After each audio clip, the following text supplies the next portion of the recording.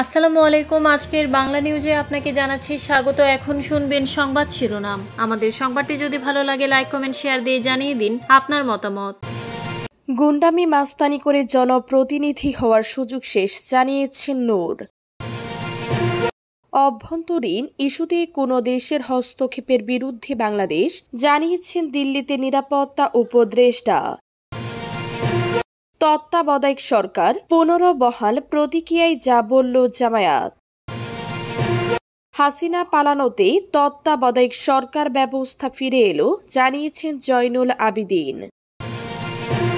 জুলাই সনদ পাশ হলে তত্ত্বাবধায়ক সরকার কাঠামোই পরিবর্তন করতে পারে, জানিয়েছেন শিশির মনির।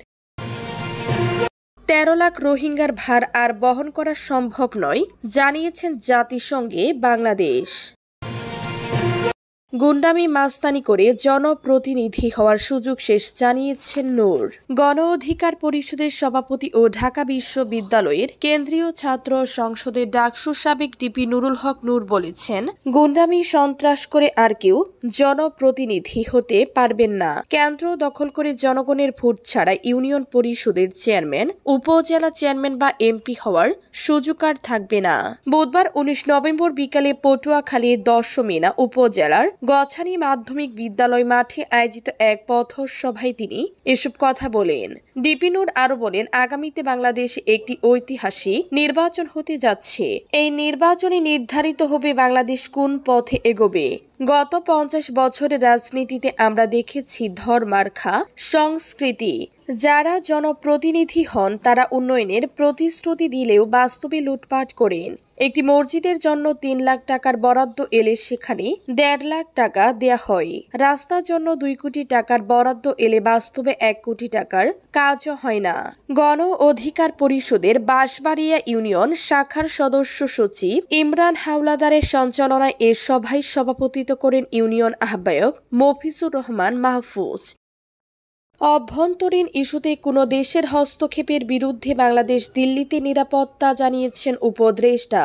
জাতীয় নিরাপত্তা উপদেষ্টা ডক্টর খলিলুর রহমান বলেছেন, অভ্যন্তরীণ ইস্যুতে কোনো দেশের হস্তক্ষেপের বিরুদ্ধে বাংলাদেশ কোনো ধরনের সন্ত্রাসবাদ প্রশ্রয় না দেওয়ার অঙ্গীকারও পূর্ণবক্ত করেছে তিনি।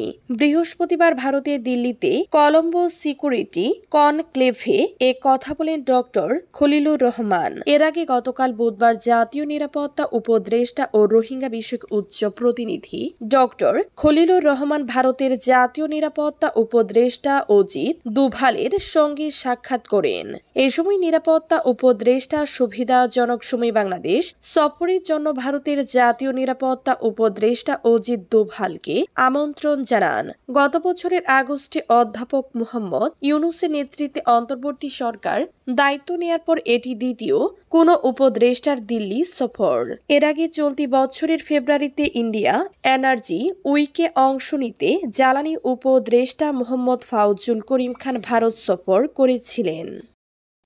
তত্ত্বাবধায়ক সরকার পুনর্বহাল প্রতিক্রিয়ায় যা বলল জামায়াত। রায় ঘোষণার পর বৃহস্পতিবার ২০ নভেম্বর মগবাজারে কেন্দ্রীয় কার্যালয়ে জরুরি সংবাদ সম্মেলন করে দলটি এই রায়কে স্বাগত জানিয়েছে এবং আগামী জাতীয় নির্বাচন নিরপেক্ষ করার প্রত্যয় ব্যক্ত করেছে।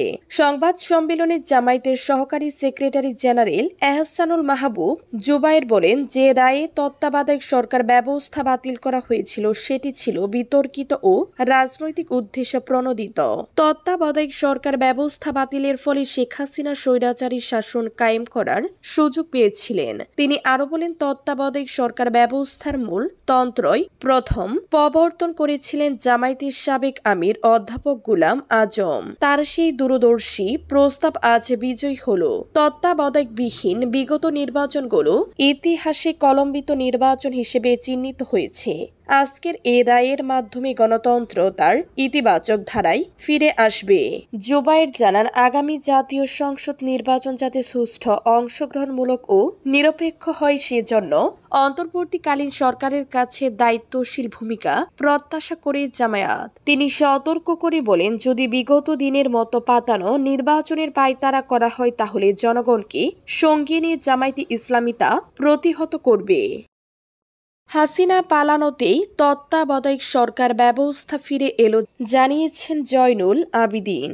ফ্যাসিস্ট শেখ হাসিনা পালিয়ে যাওয়ার কারণে তত্ত্বাবধায়ক সরকার ব্যবস্থা ফিরে এলো বলে মন্তব্য করেছেন জাতীয়তাবাদী আইনজীবী ফোরামের সভাপতি জ্যেষ্ঠ আইনজীবী জয়নুল আবিদিন। বৃহস্পতিবার নির্বাচনকালীন নির্দলীয় তত্ত্বাবধায়ক সরকার ব্যবস্থা বাতিলের রায় অবৈধ ঘোষণার রায়ের তিনি এ মন্তব্য করেন। জয়নুল আবিদিন বলেন, আজকের দিনটি বাংলাদেশের মানুষের জন্য ঈদের দিন। সর্বসম্মতিতে তত্ত্বাবধায়ক সরকার পূর্ণ বহাল করে রায় দিয়েছেন আপিল বিভাগ।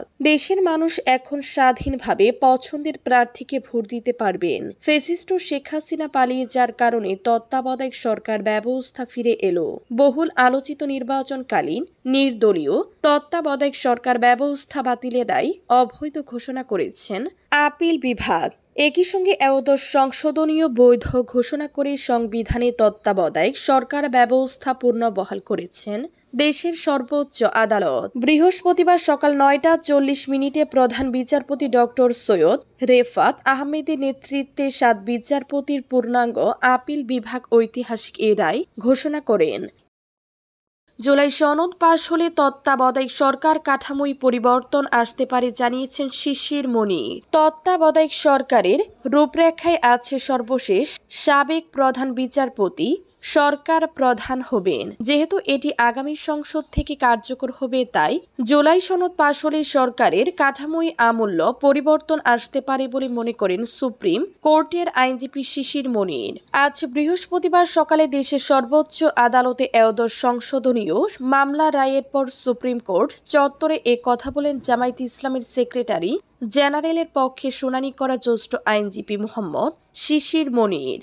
সংবিধানে তত্ত্বাবধায়ক সরকার ব্যবস্থা অন্তর্ভুক্ত করে আনা একাদশ সংশোধনীয় বাতিল করে ১৪ বছর আগে দেওয়া রায় পুরোটাই বাতিল করেছেন আপিল বিভাগ। ওই রায়ের বিরুদ্ধে করা আপিল মঞ্জুর ও এই সংক্রান্ত রিভিউ পূর্ণ বিবেচনা আবেদন নিষ্পত্তি করে আজ রায় দেন দেশের সর্বোচ্চ আদালত। রায়ে বলা হয়, নির্দলীয় তত্ত্বাবধায়ক সরকার সম্পর্কিত বিধানাবলী এই রায়ের মাধ্যমে পুনরুজ্জীবিত ও সক্রিয় করা হলো। নির্দলীয় তত্ত্বাবধায়ক সরকার সংক্রান্ত বিধানাবলী ভবিষ্যৎ প্রয়োগ যোগ্যতার ভিত্তিতে কার্যকর হবে বলে রায়ে এসেছে। রোহিঙ্গা সংকটে টেকসই সমাধান ও বাস্তুচ্যুত রোহিঙ্গাদের নিরাপদে মিয়ানমারে প্রত্যাপূরণের জন্য বৈশ্বিক প্রচেষ্টা জোরদারের আহ্বান জানিয়েছে জাতিসংঘ। জাতিসংঘ সাধারণ পরিষদের তৃতীয় কমিটি বুধবার ১৯ নভেম্বর সর্বসম্মতিক্রমে মুসলিম ধর্মাবলম্বী রোহিঙ্গা জাতিসংঘের বিষয়ে এ প্রস্তাব গ্রহণ করে। ইসলামী সহযোগিতা সংস্থা ওআইসি এবং ইউরোপীয় ইউনিয়ন ইইউ যৌথভাবে এ প্রস্তাব পেশ করেছে। আর ১০৫টি দেশ যৌথভাবে এ প্রস্তাবে পৃষ্ঠপোষকতা করেছে। বৃহস্পতিবার ২০ নভেম্বর জাতিসংঘের বাংলাদেশ স্থায়ী মিশন এক বিজ্ঞপ্তিতে এ তথ্য জানিয়েছে। এতে উল্লেখ করা হয়, ২০১৭ সাল থেকে গৃহীত এই বার্ষিক প্রস্তাবে রাখাইন রাজ্যে অবহিত মানবাধিকার লঙ্ঘন, রোহিঙ্গা মুসলমানদের লক্ষ্যবস্তু করা, মানবিক প্রবেশাধিকারের উপর বিধিনিষেধ এবং বাংলাদেশ ও অন্যান্য প্রতিবেশী দেশে রোহিঙ্গাদের অবহিত অনুপ্রবেশের বিষয়ে উদ্বেগ প্রকাশ করা হয়েছে। এতে মিয়ানমারে রোহিঙ্গাদের নিরাপত্তা এবং টেকসই প্রত্যাবর্তনের জন্য অবহিত আন্তর্জাতিক সম্পর্কিতার আহ্বান জানানো হয়েছে।